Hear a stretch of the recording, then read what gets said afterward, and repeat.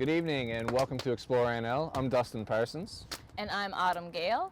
Every month we are taking you to different locations in Western Newfoundland to meet with some of our operators who we love and enjoy, and we want to take you along on that experience.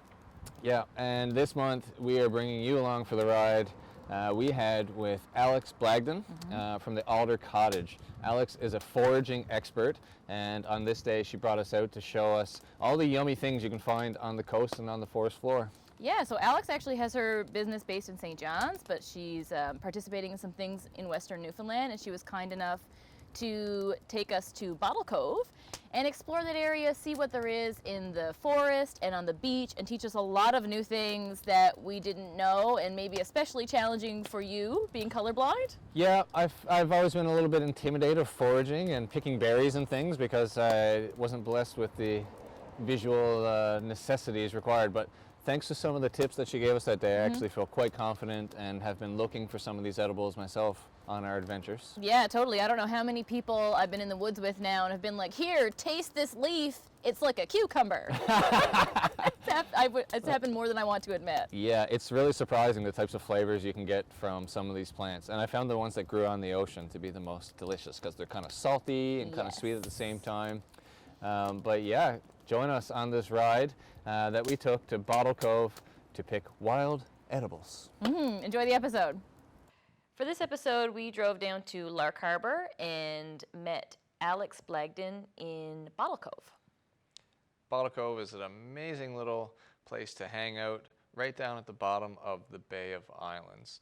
And you can park your car here, enjoy a day on the beach, or take the little nature path out to this bluff, this beautiful grassy point that you can see here out at the end of the cove.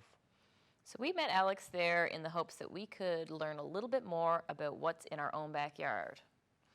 Yeah, Alex is an expert on this. And by the way, if you're going to go out into the woods and start eating things off the ground, you need an Alex with you. So Alex took us through the Bottle Cove trail system. And as we were going through, she had mentioned that she didn't see a lot of edible foraging when she had walked the path prior.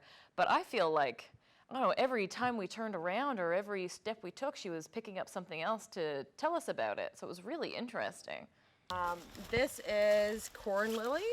So this is something that like comes out very early in the season. Like I would say probably like May, early June maybe. And it's very cucumber and banana leaf-esque. I know like banana leaf doesn't sound very enjoyable, but when it's really early, it's almost like a cucumber that has the skins left on for a little bit too long. Smells like cucumber skin. Yeah, right? It's just like, you know, sometimes you get one and it's like a little bitter. You're debating like, should I peel this? Should I leave it as it is? So if you just chew on it, but don't swallow it, just because it's really bitter right now. So cucumber at first, and then it's just like a straight up banana peel. See what I mean? Your mouth is going dry. Yeah, just like a banana peel. Like that unripe banana, everyone's terrified. You can. It's 100% edible. Okay. It's just not enjoyable. Not bad. I would use this in cocktails all the time, especially like a gin that is very much so like cucumber black pepper. This would be gorgeous in a cocktail. Even if you just crack it, do the rim of the glass with this, just as an essence, or if you muddle it in like a mint and then take it out, so you're extracting some of the flavors. That's pretty epic. But one thing to keep in mind is the center here, these little berries are going to be electric blue, and they are poisonous. Ah. So everyone thinks Electric just because, yeah, electric blue. Inside? Just outside. They will become electric blue. Okay. So people think that just because the leaf is edible, the berry must be too. Definitely not the case. Would not eat the berries. You won't die, but you won't be having the best time of your life. Yeah, your day's ruined. Yeah, I'm looking for an outhouse. A couple of days are going to be ruined for you. So like, I know in a lot of places people cook in banana leaves and stuff, and this feels like a sturdy leaf. I wonder if this would be something you could like wrap fish in to steam or something? Yes, you absolutely can. It does go a little bit slimy. And if you like that little bit of a bitter touch, like if you're someone that likes tonics and stuff, it's a great addition for it. And then another thing is when they're really, really young, you can treat them like boats and do sushi boats in them. Oh, shit. So like a little thing of rice. Yeah, I definitely want one. A little thing of rice, and then like a little like sashimi on the top of it. Is like really, really nice when it's nice and fresh. A little bit of bitter like you do get in like that Japanese style anyways, but it's all natural. So What's this called again? This, I was like, banana leaf. This is corn lily. Corn lily. Corn lily. So like I'll forage these for the restaurants at end of May, first week-ish of June. But after that, I mean. Are there other things that look very similar to it that you shouldn't eat? There's these ones right next to it, actually. They always grow right next to it. It's not that they're poisonous, they're just pretty much grass. Right. So the difference is that you can see that these grow on like a single leaf, whereas these grow in like 3/4 leaves. Right on. So that's how you know, and they're also very... Is that edible? Yeah, the juicy root. and What's the hollow. root like? The root is edible as well, but once again, just not the most flavorful Not thing in yummy. the world. Yeah, it's just like one of those things. Just because you can't eat it doesn't mean you Yeah. definitely should. Wow. And then right behind you Corn lily? is all the ferns. So people say like, "What's your favorite flower?" And I answer fern. It's not a flower, but it's definitely Right. my number one. So this is like the beginning stages of a fiddlehead. So think about like This is go the to the beginning or grocery the end? stores. The beginning. This is like the end. Sorry, the end of the fiddlehead. Right. So people think that they can forage fiddleheads in Newfoundland and have a nice supper because they're at Sobeys. They look the same. We have cinnamon ferns primarily in Newfoundland, and they are poisonous. They are not good. They will make you sick. They still look like fiddleheads. They look like fiddleheads. The only difference is that they have an orange fuzz Yeah. on the exterior when they're really tiny, and then when they grow up, in the center of them, you can actually see if I pluck this one out. See that? It's orange. Oh yeah, it On still the has all the base? fur on it. It's cinnamon. So like this is a cinnamon fern. So if you were to cook up a cinnamon fern instead of a regular, Fiddlehead. fiddlehead, you will get not such great reviews from your customers at dinner. Huh. I had clients once I took out on a foraging tour. I pointed this out, and a gentleman looked at his wife and said, "You have to tell her." And she was like, "I'll leave you if you tell her." And I was like, "What happened? Someone has to tell me." So she was like, "Fine, I guess you can tell her." They had a bunch of people over for dinner. They picked fiddleheads. Yeah. They served all their guests cinnamon head fiddleheads. And within an hour of leaving, everyone was puking on the way home. Oh, Sam. Yeah. Holy shit. I actually went out this year. I was like, I'm going to go get some fiddleheads. No. Because there's a trail I go on. I always see them there. And Yeah. I always wanted to harvest them. And so when I got up to them, I was like, they look kind of shitty. Like I must have missed the window. They're a bit furry. And they look weird. Yeah. So I didn't. But there are No. some good ones, like the ostrich fern is what you're looking for, right? But I would say 95% of the fiddleheads we have in Newfoundland are poisonous. So I just tell people just don't do Not it. something to fuck with here. Just don't do it. Like, it just err on the side of caution, as in just don't pick them. Yeah, leave them in the ground. pick Look the how beautiful they ferns. are as Pick adults. the ferns. Yeah, let them go nice and auburn in the fall, and then put They them are on your cool, mantle. Stick them. We have them in frames at the house on the wall. Oh no. Ferns? We frame the ferns. Yeah, why buy photos when you can have ferns? Absolutely. So there's that one, and then you have right down below. You really don't need to go far here. I lied. There's lots in these woods. The crackerberry. So this is the beginning stages of the flower. There's no real tell if the flower is poisonous or good for you. They haven't gotten that far in the study, from what I can see. Now the berries are edible, and I've had a lot of older Newfoundland residents telling me that they always pick the crackerberries and ate them, but it's 50% seed, so that's why a lot of Yeah. people don't pick them and eat them. And they don't have hardly any flavor, and they're very spongy in the center, so they don't sound like a great berry, but because there's so many seeds, which you can kind of see coming through on the flower, it's great for pectin. So it can thicken up your not so thick jams. Like rhubarb jam has no pectin because it has no seeds. Yeah. So if you add in some crackerberries or add in any kind of berry that has an intensely high pectin, it'll thicken it right up for you. That's crazy. So the crackerberries are like the orange, red ones? Yeah, the They red become? ones that grow, and they're I also think we called call bunch them berries. Cracker Jacks. Yeah. Cracker jacks and bunch berries is another term for them too. My goodness, you must be getting so heavy over there. I'm getting so strong. You're getting so strong over there with the mortal and pestle. Want me to take a turn? I can. I don't mind. All good, girl. Okay, I think we're good to move forward. Yeah. Cool. Okay. Yeah, maybe it was a little easier just with the two of us and not with a big group to worry about going through the woods. But right away, we were only a couple 100 feet in the trail, and she was pulling things out of the ground for us to taste. The first plant, I can't exactly remember the name of it, but It's it tasted. a lily of some sort. Yeah, and it tasted and smelled just like cucumber.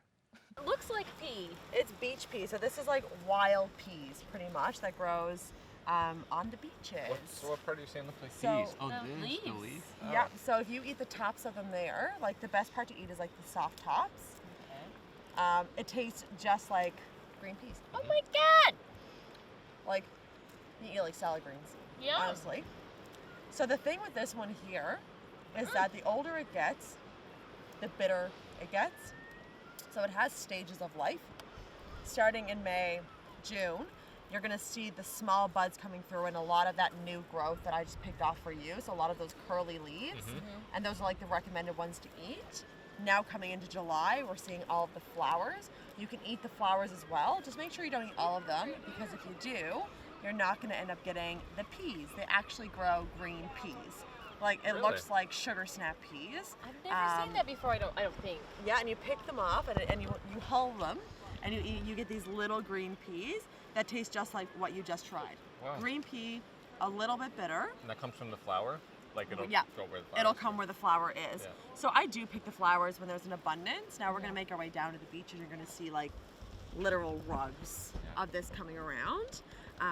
But we do like green pea soups with it. I brought it down to the restaurant there last week, and they did a green pea risotto using just beach peas, and topped it off with like fresh seafood that was coming through. I did a scallop dish last week, and I just covered the top of it with like the delicate leaves on the top. So when you bit into it, it tasted like you were like eating freshly shucked green peas with like a raw scallop. I do it on, if I'm ever cooking mussels, I like just do a nice thin chop of it, toss it all over the top. It's just such a fresh touch to it. So like those little new, Is this what the you would new eat here, growth, like this shit here? that's the best part to eat. Yeah, that's the new growth. The further down the stem you get, the Right, more bitter it's going to be. And now you never see this on land unless it's coming up from the shore. Okay. And then if that's happening, this is going to be a lot woodier than what you're going to get down on the physical beach. Right. Because what happens is it actually absorbs all the nutrients from the ocean water, which you're not going to get up here on the cliff. You know what I mean? Like, it's not going to get that nice amount of like hydration, let's say. It's going to be feeding off the minerals in the soil instead, which just make it a little bit more stiff.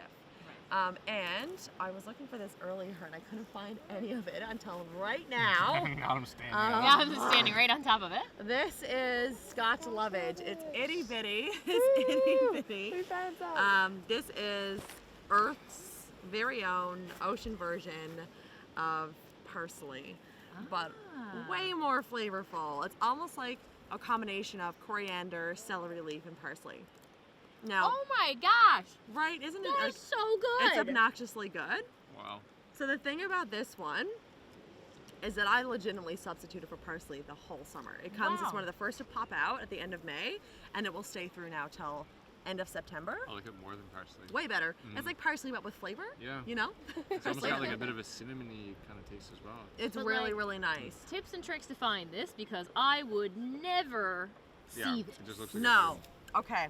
So the way that you need to find this, usually it grows in massive like bushes on the beach. Okay. Which is why this is actually one of the first beaches I've ever seen that you can't, that I haven't seen like a big bush of it before. Okay. But what it looks like is parsley with almost an outline on the leaf. The outline can either be red, yellow. Ah. See it there? Yeah. Really rough outline, Yep. but there's nothing else that looks like it. It looks like flat leaf parsley with a little bit more of an edge. Right. That's the best way to describe it. That is honestly like I just want to eat it all. Yeah, it's just like a salad green. It's really, really nice if you're ever going to do something parsley focused, like a chimichurri. But if you add that in, it's like flavorful parsley. It's just the best way to describe it. It's also really nice if you're doing like a Caesar cocktail. If you dehydrate some of this and do that as a rimmer with some salt, opposed to celery salt, it's a lot more herbaceous. It ties in with the fact that Caesars use clam juice and they use like a lot of like ocean flavors and a classic Caesar as it is. So this is just going to elevate those hidden, in the clamato juice, the hidden flavors, as a nice way of coming out. And then the last one that we're going to look out on, oh my gosh, look at the big bouquet of it. I'm sorry, I did yoga right there this morning, and I did not see all of this, and I'm distraught about it. But now we're here. But look at this, it's like a note. Oh my. Is that the same plant? Covered in ants here, yeah. Okay, so this is bigger. Bye, sir. This is the exact same one, and this is what it looks like when you pick it in a bunch. So you can see how luscious it is. You can see the outline on the leaf. Like, it's very When subtle. you say outline, and by the way, I'm colorblind. Okay. So I probably should never do this that on my doesn't own. help very much. No. If you're looking at it there, there's a very, very slight color change on the outside of the Okay, leaf, yeah. on the very tops there. But where this one's a little bit more mature, just try it and see. So it's not going to be as good? It's going to be just as good. Okay. But it's going to be stronger. And saltier. Ooh. A lot more intense. A lot more intense. A lot more intense. So when you say you dry this out and use it for stuff, Yeah. like on a Caesar, you would just like beat it with the salt and the mortar pestle kind of thing? Yeah. Once it's dried up? Yeah. And we'll do that after anyways. And we'll always like, Rad. That's fun. Should have brought some vodka. I'm going to keep some of this with me. Yeah. Listen, never far.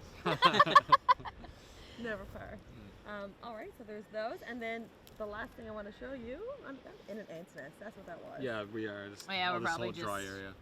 Yeah, I actually picked, you can see it there, the Scotch Lovage is a literal ant's nest. Oh, it is. Look Oh. at that. That's like the picking portal. Anyways, I just disrupted their whole day. I'm Okay. so sorry. Sorry, they're They'll get over it. This right here, see all these little tiny like strings Yep. coming up through? Oh, they're like thick. Yeah. Okay. So this is goose tongue because it looks like a goose's tongue. Whoa! Wow. Is that all this stuff here as well? It's not that stuff, the Okay. thinner stuff. See how this Okay. is really thick? Yeah, yeah. You want to have the stuff that's growing. This? And these, yeah, This these little thing? bundles here. They look like little succulents. Yes, exactly. Okay. So it's salty as well. Oh, a honeybee. Oh wow, it's an actual honeybee Yeah, an too. You actual don't see those honeybee. very often. Just eat this straight up? Goodbye, sir. Like, Yeah, just like a salad green. All the people hiking are just like, what are those people they're doing? on mushrooms. This one's very bitter. Oh, this tastes different. That one's very bitter. This one's old. I ate an old Mm. one. But Yeah, It's like- bit bitter. when you get it down on the ocean, Salty. oh yeah, it's like licking a brick of salt. It's I like it. delightful. I like Just I salt. can't delightful. figure out what I think this tastes like. I Like find it radish? a bit like Like I a was getting earthy mushroom radish? vibe. I am radish vibe, yeah. Like radish, yeah. Yep. Yep. Yeah, you can see it all Yep. down there too. Like a little sharp. Oh yeah. Oh my gosh, there's so much of it. Sorry, what did you say this was called? Goose tongue. Okay, how can I forget? It's a goose's tongue. I've never looked inside a goose's mouth. What have you been doing? Why have you been missing I've out been on living this? my life wrong. For me, this was a really cool opportunity. You know, personally, I'm interested in the outdoors and hiking and bushcrafting and things like that. So when you spend time in nature, it's really nice to be able to find some food there that you don't have to bring in with you. So I was really excited about this. Also, on a personal note, I'm pretty colorblind, which means identifying plants and berries and mushrooms and things can be a little bit challenging. So I really relish the opportunity to have this experienced set of eyes guiding us around on this day. And Alex is a seasoned professional. She is a chef by trade, and she has been foraging since she was a child, and I believe she tells us about this in the episode. But her and her cousin, throughout their entire lives, have always been, you know, looking for all the different edible plants in Newfoundland. It was to a point where they pick the plant and then bring it into the university to have it identified and figured out if it was edible. So they really made a lot of work and progress in Newfoundland's foraging culture. So This jam or what? this is my Nan's Jam It's too. Nans Jam? This is like, you know, a big dedication to my Nan. Shout out, Nan. Shout out to Nan always. I worked in a restaurant in like Manhattan, and I was doing recipe development for them. And while I was down in the basement doing some recipe development, it was like one of my last days, and I always make Nan's tea buns for my last day of work when I work international. So I made everybody Nan's tea buns, and what they did for their recipes is they kept them in a keep in Google, so anyone could access them in the restaurant. So you had like a password to the keep, et cetera, et cetera. So I made everybody Nan's tea buns, and they made a rule. They said, Alex, if you give me that tea bun recipe in the keep, you can have access to the keep for another whole year after you leave this place. I said, they're that valuable? I said, why do you want the recipe? We're gonna put it on the menu. And at the time, this was the hottest new restaurant in Manhattan. And on the menu it said, Alex's Nan's tea buns with, I think it was like Earl Grey ice cream and some kind of like dehydrated milk sponge or something. And my Nan was mortified. She didn't want that attention. She was like, they're not good enough to be on the menus in New York City. I said, Nan, I didn't tell them they had to do it. They begged me to do it. Yeah. I was like, there's a difference here to that one. And she was like, all right then, if you say so, but I don't think so. Anyways, That's so cool. They're that good. They Yeah. really are that good. And I kept access for that whole year. I made a lot of food. Oh yeah, Made a lot of memorized food. a lot of recipes. So these are plain over here, raisin over here, berry jam over everywhere, and then the wild beach pea flowers on the top. And then I have the third place cocktail spruce tonic. I think they actually did this one with Sean Dawson. I think he picked all the spruce tips for them, which is awesome. And then they have their recipes on the side of the actual bottle, which I really enjoy. So it's 2 parts water, 2 parts, I mean, if you have gin on the beach, rock and roll. Yep. And 1 part spruce tonic.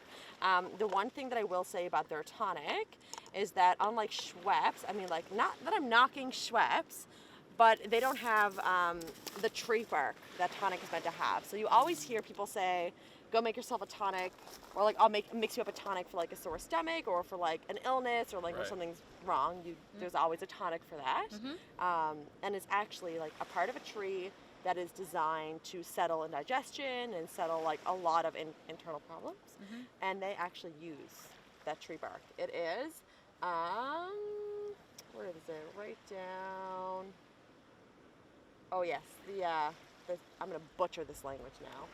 The Chichichona bark or something like that? Cheech and Chong bark. CINCHONA bark is what it is. And That's Oh my god, nice color. it's Cool. gorgeous. So this one also has spruce tips in here. It has sweet gale. It has juniper berries, Newfoundland sea salt, black currant leaves, raspberry, alder buds, for the Alder Cottage.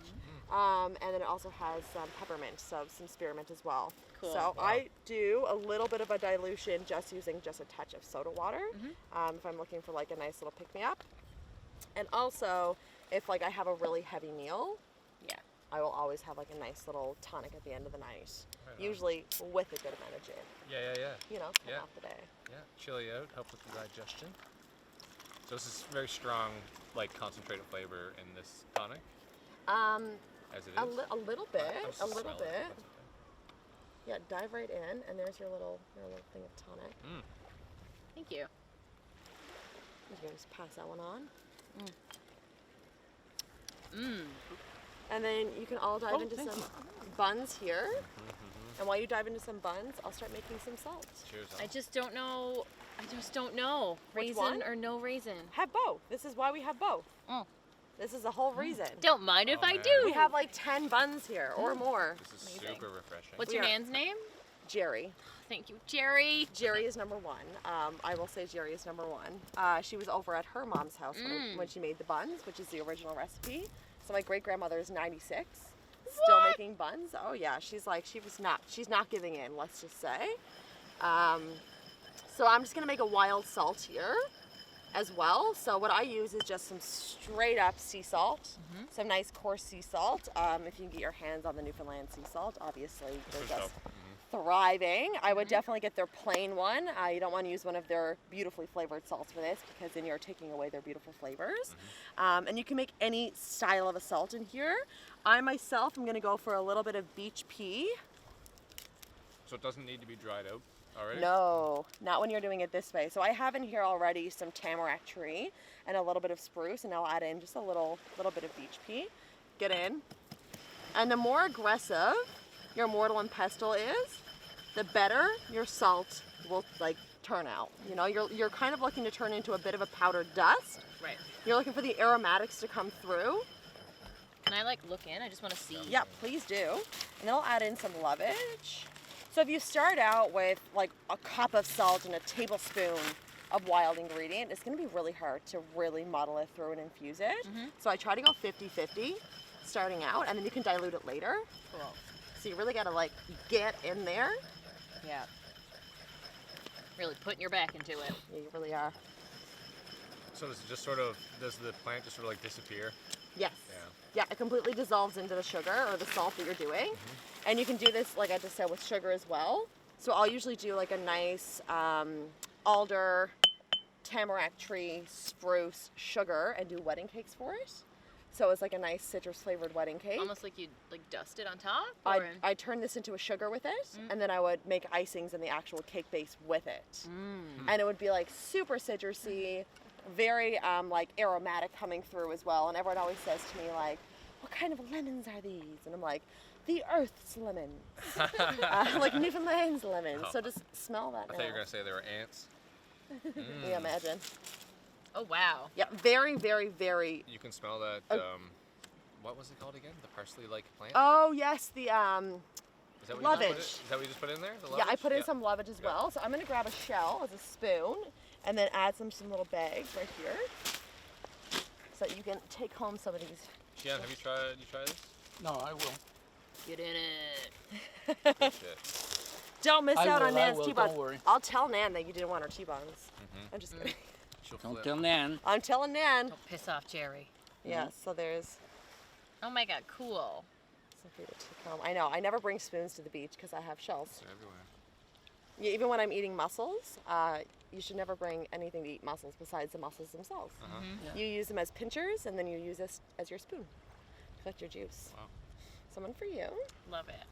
Look at these little bags that she has done. What precious Branded little bags. Beautiful. Awesome. Beautiful. I love Thank everything you. about it, Alex. Thanks so much. You know that already, but I feel the need to say it again. We'll take it. We'll take it. And here you go. Thank you. And just because who doesn't love a little sweet and salty? Oh yeah, Oh, let's do yeah. that. There you go. See, I was waiting for that. Yeah. And ta-da!